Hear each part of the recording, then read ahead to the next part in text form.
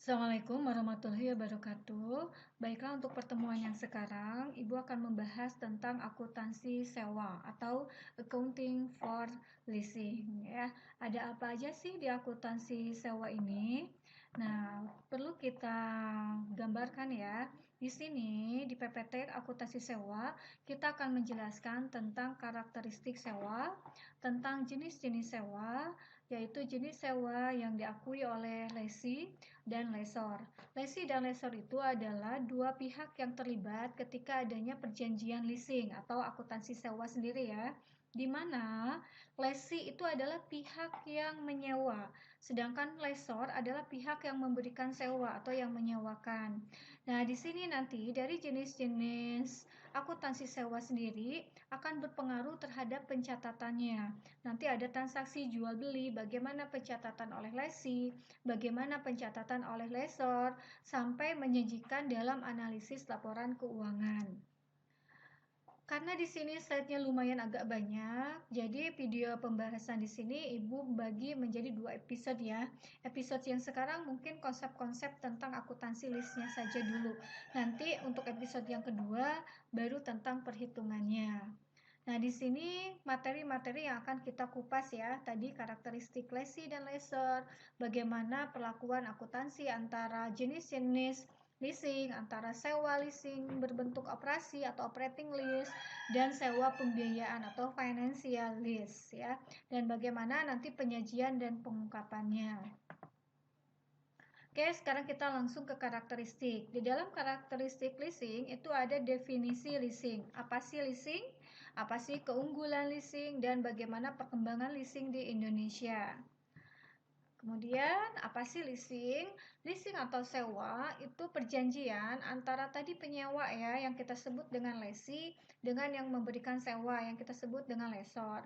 Di mana si lesi atau penyewa itu diberikan hak oleh lesor untuk menggunakan aset milik lesor pada periode yang telah disepakati. Artinya di sini nanti ada periode perjanjian ya, kapan perjanjian sewa itu, apakah itu sewanya 1 tahun, 2 tahun, atau 3 tahun. Nah, nanti akan dihitung ya periode perjanjiannya. Kemudian, lesi sendiri harus melakukan pembayaran. Jadi, selama periode tersebut, nanti ada periode pembayaran sewa. Apakah sewa per bulannya atau sewa per 3 bulan. Nanti berdasarkan perjanjian antara lesi dan lesor. Di sini juga perjanjian sewa itu memungkinkan aset menjadi milik lesi. Artinya sewa di sini bukan seperti sewa biasa. Artinya kalau sewa biasa si penyewa kan pasti itu tidak mendapatkan hak milik atas aset. Jadi dia itu mempunyai hak guna saja. Sedangkan di sini si lesi nanti setelah periode berjalan atau periode yang sudah disepakati berakhir, nanti ada opsi ya, ada hak pilih apakah si lesi itu akan memiliki aset lesor ya, atau nanti asetnya itu dikembalikan kepada lesor. Nah, istilah ini sekarang dinamakan namanya leasing atau sewa guna usaha. Di Indonesia ada jenis-jenis leasing. Contohnya misalkan ada FIF, Finance ya, ada Adira, ada Mandala, atau sekarang bank-bank juga sudah membuka jenis usaha sewa guna usaha ya, seperti BCA dengan BCA Finance. Nah, itu salah satu jenis dari leasing juga. Apa sih keunggulannya? Kenapa sekarang leasing berkembang? Karena pendananya tuh full 100%. Biasanya kan kalau kita pembiayaan kepada bank, itu yang didanainya itu sebesar 80% dari nilai aset. Nah, kalau leasing enggak, biasanya dia full 100%. Dan tingkat bunganya flat atau tetap. Jadi dia tidak berdasarkan bunga efektif, tapi mungkin di sini pembayarannya masih berdasarkan anuitas. Kemudian ada perlindungan terhadap keuangan. Fleksibel juga karena ada nanti perjanjian antara lesi dan lesor, jadi lebih fleksibel. Tentunya dengan bunga tetap, maka bunga dikategorikan lebih rendah daripada pembiayaan-pembiayaan yang lainnya. Kemudian juga ada keuntungan pajak ya, jadi pajak tidak terlalu besar dan ada pembiayaan off balance sheet. Nah, itu keunggulan dari lease ya, dari leasing. Di sini ada menunjukkan perkembangan leasing atau sewa. Sewa sendiri di Indonesia muncul pertama kali pada tahun 74 ya. Kemudian berkembang menjadi 88 ya, berupa kegiatan industri perusahaan, jadi muncul perusahaan pembiayaan di tahun 2013 melalui sewa leasing ya menempati posisi kedua, dan 2014 leasing mengalami peningkatan yang cukup signifikan. Ada jenis-jenis leasing di sini. Ada namanya tadi sewa pembiayaan ya atau financial lease atau finance lease. Dan ada sewa biasa ya, sewa operasi namanya atau operating lease. Apa sih bedanya antara financial lease dan operating lease? Nah, kita akan cek berdasarkan karakteristik ya. Pertama dari perjanjian sewa. Kalau perjanjian sewa berarti antara financial lease dan operating lease itu pasti ada. Di perjanjian sewa ada pengalihan kepemilikan.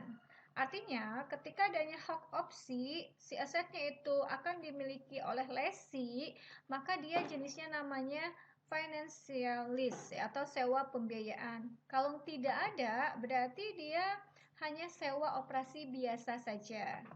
Kemudian karakteristik yang kedua, ketika adanya hak pilih atau hak opsi pembelian, ketika adanya dia akan memilih membeli atau pengalihan kepemilikan, maka dinamakan sewa pembiayaan.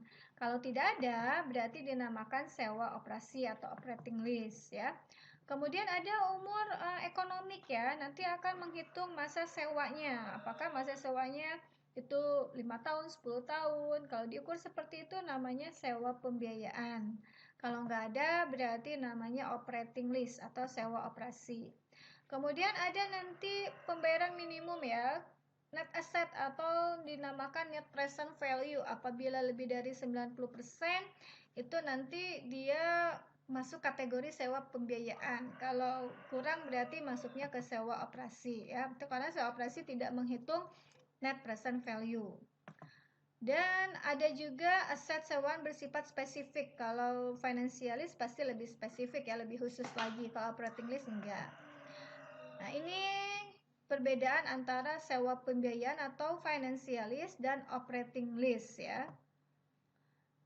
Nah, di sini sudah membahas bagaimana financial lease atau operating lease bagi dua belah pihak. Sekarang kita akan membahas dulu bagi si lessee ya atau bagi penyewa.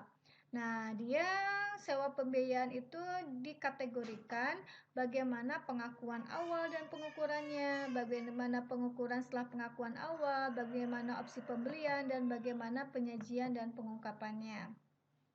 Ya, di sini ada beberapa kategori ya ketika adanya sewa pembiayaan bagi leasing. Bagaimana pengakuan aset dan liabilities, bagaimana tingkat diskonto, bagaimana nilai residu, bagaimana biaya langsung awal, pemisahan antara beban keuangan dan pelunasan pokok ya. Nanti kita bisa lihat di slide-slide berikutnya. Nah, ini ya, ini sewa pembiayaan bagi lessee atau bagi penyewa. Jadi lessee itu mengakui aset dan liabilities di awal masa sewa sebesar nilai terendah antara nilai wajar aset sewaan atau sebesar nilai kini dari pembayaran sewa minimum. Nah, nilai aset dan liabilities diakui pada nilai yang sama kecuali terdapat uang muka atas sewa ya. Maka liabilities diakui setelah dikurangi uang muka. Nah, ini ada konsep-konsep ya, ada tingkat diskontonya seperti apa ya. Sebetulnya sih yang menghitung itu lessor ya. Nah, lessor dalam menghitung pembayaran sewa, sementara tingkat bunga incremental, tingkat bunga yang dikenakan kepada lessee atas sewa yang sejenis. Nah, ini berarti konteksnya di sini ya. Jadi lessee itu tidak mengetahui ya atau tidak menghitung bunga gitu ya. Jadi bunga itu dihitung sebetulnya oleh si lessor. Kemudian ada nilai residu ya di sini. Lessee mengakui kerugiannya aja sih dan harus membayar kepada lessor sebesar selisih nilai wajar atas nilai yang dijamin. Nah, ini beberapa karakteristik ya tentang sewa pembiayaan ya. Nah, kemudian ada biaya langsung awal ya, biaya incremental yang dapat didistribusikan secara langsung dengan negosiasi dan pengaturan sewa. Biaya langsung awal ini dikeluarkan lessee dalam sewa pembiayaan ya. Artinya mungkin ada biaya-biaya lain selain beasiswa ketika adanya perjanjian dengan lessor ya.